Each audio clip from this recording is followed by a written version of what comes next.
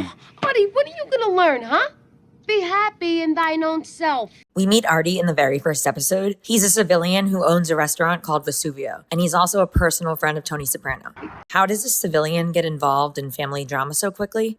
Junior Soprano wants to whack someone in Artie's restaurant. Tony knows this will ruin Artie's business, so he tries to get them to close up shop for a couple of weeks and go on a cruise. Charmaine, Artie's wife, says no way. But so what? We're not connected. Right, because we just turned down those tickets. But the tickets were comps. Tony is a labor leader. Arthur, please, grow up. Does the mind not rebel in any possible scenario under which dentist is sending the Don of New Jersey first class on a Norwegian steamship? This whole thing about a shooting ruining a nice civilian's business in the suburbs makes me think of the end with Holston's. Maybe someone should have given the Holston's owners tickets first class on a Norwegian steamship. So, plan B. Set it on fire, and Artie will collect the insurance money to open up a new place. Even after the first assassination attempt on Tony fails, Livia gets another try by telling Artie that Tony was responsible for... Well, you're a bigger man than some. Most people who point a gun at Tony, well, there's no going back after that, but Artie was the exception. Some porta pancetta in there. You gonna hate me, Artie, if I say I like this place better than the old Vesuvio? Sometimes something bad, like a restaurant burning down, can lead to something good, like getting insurance money to open a new one that's even better. It doesn't mean that it should be replicated or that this should be part of someone's business plan, but nevertheless, things aren't black and white, and neither are people. I guess our little secret dies with her.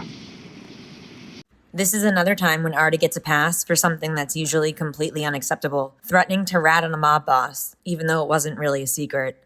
The offer's still there. You want to make a little money. You put some out on the street at 2 points. We split the interest. Nice. I can't do the math, Tone. I'm an artiste. What could I do? They made me an offer I couldn't refuse. Yeah, well, you haven't heard ours yet. Are you just kidding about the offer? Now, that's not to say that Artie always had a choice. You know what? Either do me the favor or not. Third grade on up. You needed something. I was there. No questions. Though Artie claims to be an artiste who can't do the math, at some point he gets a little envious of Tony and decides he wants to try it out. You think I want to be stuck in this prison? Arthur, you run a restaurant. What do you know about mass production? I can't do the math, Tone. I'm an artiste. I have an associate's in business, for God's sake. I had that semester and a half at Seton Hall. How are we gonna grow if we don't take risks? Going into business with a gangster isn't a risk. That is a guaranteed disaster. It's legitimate. It's part of the revitalization. The city of Newark is getting tax breaks for reopening old factories. I'm trying to work here, Artie. Fuck the vegetables. When you're married, you'll understand the importance of fresh produce. Can't you see the opportunities here? Don't tell me fucking anything, Charmaine. For your information, I'm going into business with Tony. If you do this, Artie, if you choose Tony over me... What? What are you gonna do, divorce me? Part of this power and influence of Tony is his ability to get women. Artie tries this with Adriana after she tells Artie that Christopher doesn't want her working at Vesuvio anymore. Artie takes her out for dinner and propositions her with an offer of vice president of his alleged new business that he's going into with Tony. Pretty delusional on his part on many levels, and of course, Adriana's not interested. Oh, you changed your mind about the marriage thing. There's always room on my staff for a bright, sexy vice president. It's a big step. Marriage. Yeah. You sure you're ready? Yeah, I'm sure. You in the ladies' room is? No, the bank red tape. I have only until the end of the week. In season 4, Artie gets a real chance to do some off-the-books business. Jean Phillipe, who's connected to a hostess at Vesuvio that Artie's crushing on, has a business proposition for him. Jean Phillipe just needs a loan of $50,000, and the money will be back to Artie in 10 days, with a nice fee of $7,500. Artie just needs to borrow the $50,000 from someone to loan Jean Phillipe. I hate to do it, Artie, but I think I'm gonna pass. Sorry. I loaned a guy some money, then he tried to kill himself, and guess who got the blame? Ralph says, if you don't pay me back, I'm not going to be able to hurt you. And that's actually true for Tony, too, even if Tony doesn't say it in those exact words.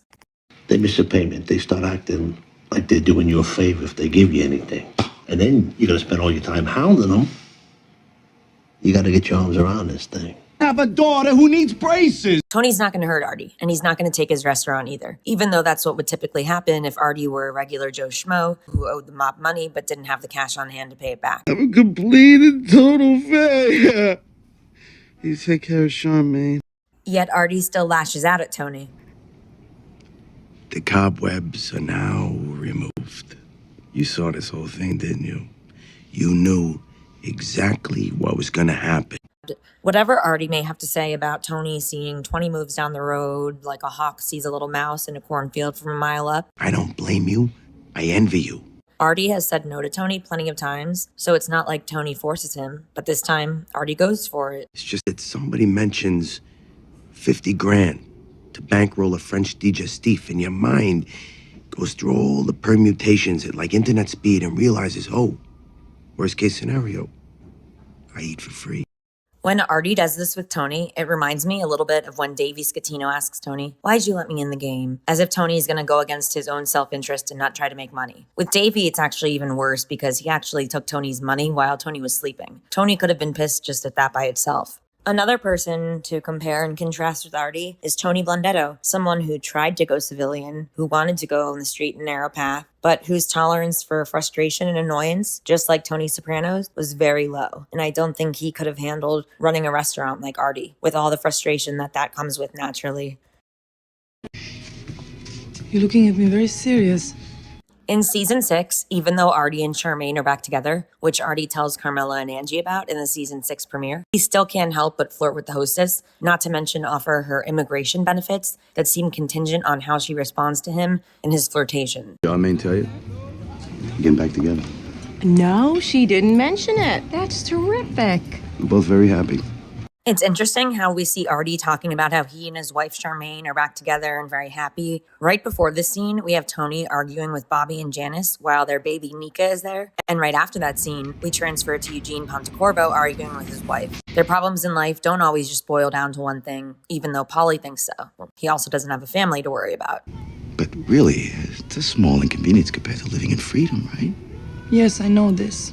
It's a small price to pay for freedom, like the price that Artie already pays, or any civilian. He doesn't get envelopes kicked up to him every week, but he also doesn't have to worry every day about ending up in the can or on the embalming table. But don't totally write Artie off just yet. If you get him really pissed, like, say, by running a credit card scam at his restaurant and undermining its reputation. The regular people are all fucking stupid. Piece of dogs! Little crazy fucking meatball! You're innocent, I get it. I'm just another victim of Benny Fazio criminal mastermind. That's right. Benny, can I get you a martina? Excuse me? A martina. It's like a martini, but it's from Albania. I never heard of it. Well, apparently they go down real easy. In front of my wife? I guess if you can't take the heat, stay in the kitchen.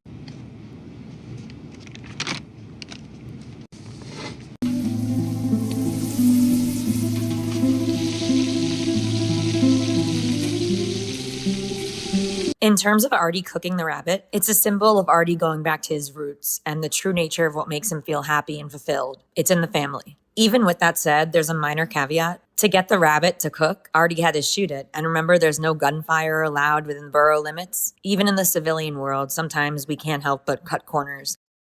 If you think about it, the show could have left things off for Artie right here. This would be a good point for Artie to reach after his struggles throughout the show. But things with Artie don't end here. And there's a scene in the penultimate episode that I think sort of drives home this idea that the grass isn't always greener on the other side.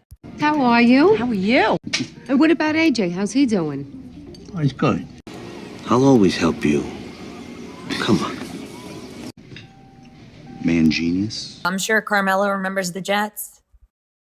Artie is far from a perfect man, and who knows when the next hostess will walk in that he develops a new crush on. Maybe by now he's learned his own lesson about not trying to shit where he eats, especially when he has an amazing wife who also works there. In the end, I think it's Artie who's in a better headspace than Tony. Thanks for watching. I hope you enjoyed this video on Artie Bucco, and I'd love to hear from you.